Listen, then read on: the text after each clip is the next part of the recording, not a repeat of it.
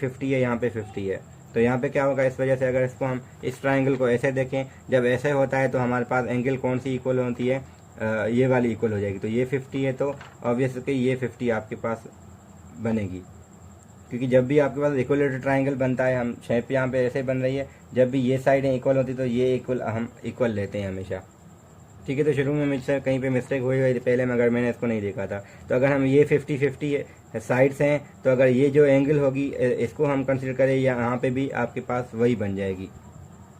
तो यहाँ देखें तो आपके पास क्या होगा, हम ये दोनों वाई वाई लेंगे फिलहाल, क्योंकि एक्स यहाँ पे पहले है, तो हम ये दो, क्योंकि ये जब भी ये ऐसे बराबर होंगी तो ये एंगल आपस में बराबर होंगी, तो हम इसको भी वाई लेते हैं, इसको भी वाई लेते हैं। तो अगर हम यहाँ पे यूज़ करें तो क्या होगा, वाई और वाई 2y + 50 इज इक्वल 180 होता है।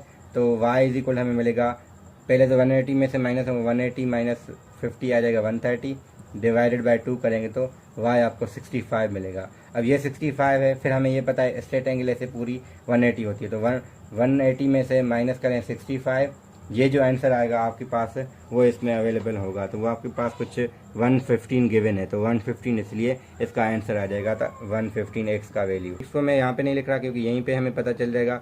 यहाँ पे जो सिंबल यहाँ पे नहीं दी गई सही नंबर से, वो मिट गई थी प्रिंटिंग की वजह से, या 90 था, 90 की सिंबल है, ये 50 है, तो टोटल हमें पता है 180 होता है, तो यहाँ पे इसलिए 40 आ गया। अगर ये 40 है, हमने यूज़ किया अपोजिट एंगल वाला फार्मूला तो या डेफिनेशन, तो ये अपोजिट ये भी 40 आ गया। अगर ये 40 है, ये 30 है, तो टोटल मिला के 70 हो गया। तो यहाँ पे जो बचा वो 110 होगा 180 में से माइनस करके, तो इसलिए इसका आंसर 180 है। अब क्वेश्चन नंबर 7 के लिए हम देखते हैं। तो क्वेश्चन नंबर 7 के लिए हमें जो फिगर दी गई है वो कुछ ऐसी है कि आपके पास एक रेक्टेंगल है, 12 है यहाँ पे, फिर ऐसे है, और इसके अलावा कुछ ऐसे ये है। तो यहाँ पे आपको 4 गिवन है, यहाँ ई है, यहाँ बी है, यहाँ सी है, और यहाँ पे ए है और डी है, तो कुछ ऐसी है। ठीक है, तो ये कोने में है यहाँ पे, तो ट्रायंगल ये बन रहा है। अभी हमारे पास जो शेडेड है उसके लिए उसका एरिया भी पूछ रहे हैं, यानी BED का एरिया पूछ रहे हैं, और हमें पेरीमीटर भी पूछ रहे हैं। पेरीमीटर के लिए हम सिंपली क्या करेंगे, आपके पास ये अगर 4 और 5 की मैंने टोटल यहाँ पे 9 हो जाएगा, ये 12 है तो ये भी 12 हो गया, तो हमें ये यहीं से पता चल गया।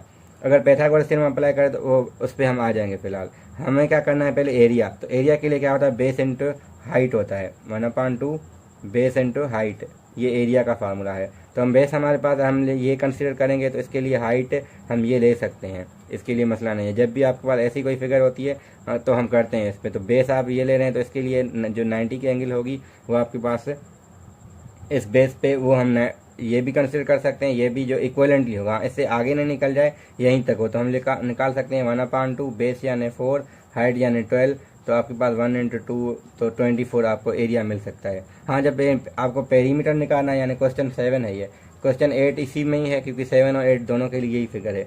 इसका जब पेरीमीटर चाहिए आपको, तो ये दोनों इस्तेमाल करके 5² + 12² करके रेडिकल हम ये निकाल सकते हैं DE लेंथ। सिमिलरली आप BD भी निकाल सकते हैं, कैसे, 12² + 9² करके। जब ये दोनों आ जाएंगे तो इनको 4 को हम ऐड करेंगे तो हमें पेरीमीटर भी मिल जाएगा, क्योंकि पेरीमीटर का फार्मूला होता है सम ऑफ ऑल साइड। क्योंकि ट्रायंगल है, 3 साइडें हैं, तो इस वजह से 4, ये यहाँ से 13 आएगा, यहाँ से कुछ और आएगा, इन सबको ऐड करेंगे तो हमें यहाँ से आंसर मिल जाएगा जो ये कह रहे हैं। सिमिलरली क्वेश्चन नंबर 9, 10 यही है, सिर्फ फिगर चेंज है, बाकी वही है। तो एरिया के लिए ये बेस कंसीडर करेंगे। अब हमें ये पता है कि ये 3, 5 दिए गए हैं, तो हम ये 4 फाइंड कर सकते हैं पाइथागोरस थ्योरम यूज़ करके। ये 4 है, टोटल अगर 7 है, तो यहाँ पे 3 हो जाएगा, तो ये 3 हमें पता है, और हाइट हमारे पास 3 है ऑलरेडी, तो हम 3 × 3 1/2 करके एरिया भी निकाल सकते हैं, जो कि आपका 4.5 आएगा। सिमिलरली हम पेरीमीटर इसी तरीके से निकाल सकते हैं। तो ये जो क्वेश्चन थे दोनों रिलेटेड है, फिगर चेंज है थोड़ी, मतलब सेम है, थोड़ी ओरिएंटेशन चेंज कर सकते हैं या वैल्यूज चेंज कर सकते हैं, बाकी दोनों का कॉन्सेप्ट सेम है। तो क्वेश्चन नंबर 7, 8 किया, और 9, 10 इसमें हमारी प्रैक्टिस 55 कंप्लीट होगी। क्वेश्चन नंबर 1 देखें अगर प्रैक्टिस 56 का, तो आपके पास पेरीमीटर पूछ रहे हैं। पेरीमीटर का फार्मूला था सम ऑफ ऑल साइड्स। अब साइड ये है और ये है। ये साइड हमें आधी पता है, ये पूरी नहीं पता, तो इसलिए ये आधे के लिए क्या करना पड़ेगा, हमें ट्रिग्नोमेट्रिक रेशियोज यूज़ करने पड़ेंगे, जो हमने लिखे हुए हैं फिलहाल, sin थीटा, cos थीटा और tan थीटा। इसके लिए हम अगर sin थीटा होता है परपेंडिकुलर अपॉन हाइपोटेन्यूज, अब दोनों अननोन है, इसलिए हमें ये चाहिए। तो ये हम यूज़ करने के लिए पाइथागोरस हमने लिखा है, तो मैंने यहाँ पर डायरेक्टली वैल्यूज़ रख ली हैं। तो वैल्यूज़ क्या है आपके पास, परपेंडिकुलर आपको फाइंड करना है, बेस आपको 9 पता था, और हाइपोटेन्यूज आपको 15 गिवन है, तो हम करेंगे 15 square equal 9 square plus 3 square. तो इसको सॉल्व किया तो आपको माइनस कर रहे हैं, 5 - 1 4 आएगा, 2 में से 8 नहीं जाता, 12 में से 8 जाएंगे तो 4 बचेंगे, बाकी 1 में 144। तो पी आपको मिलेगा 12। ठीक है, तो पी आपको अगर 12 मिल गया है तो हम अगर फिगर को देखें तो ये हमारा 12 है, तो हम इसको लिख सकते हैं sin 30 is equal to 12 divided by H लिख लें, क्योंकि हाइपोटेन्यूज कह सकते हैं हम इसके, क्योंकि अभी हमने यहाँ पे नाम अलग से दे रहे हैं इसको, ये एच है, ये कुछ और हो जाएगा।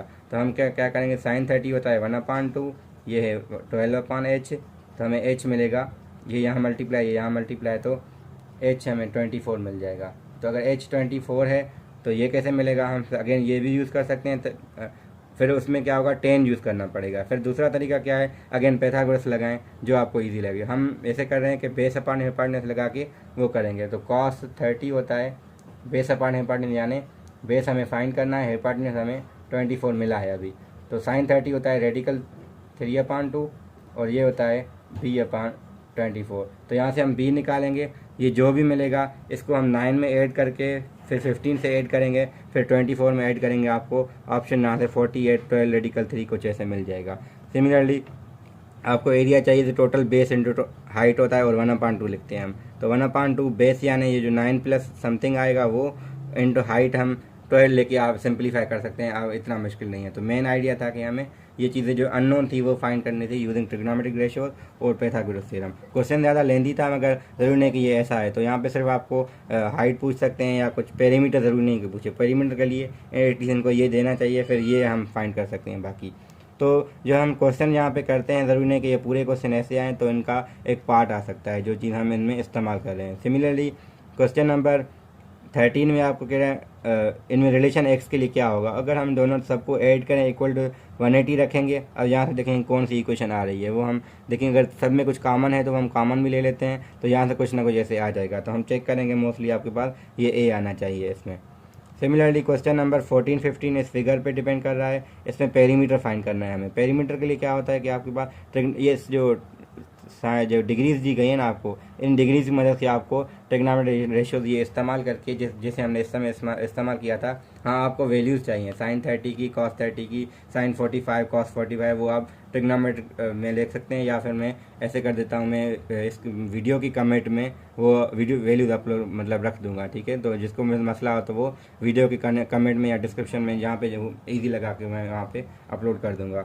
ठीक है, तो यहाँ पे हम ऐसे इनको वो करके हम साइडें फाइंड करेंगे, फिर साइडें अगर फाइंड हो गई तो हम पेरीमीटर हमारे लिए मुश्किल नहीं होगा। तो प्रैक्टिस 56 हमारी कंप्लीट हो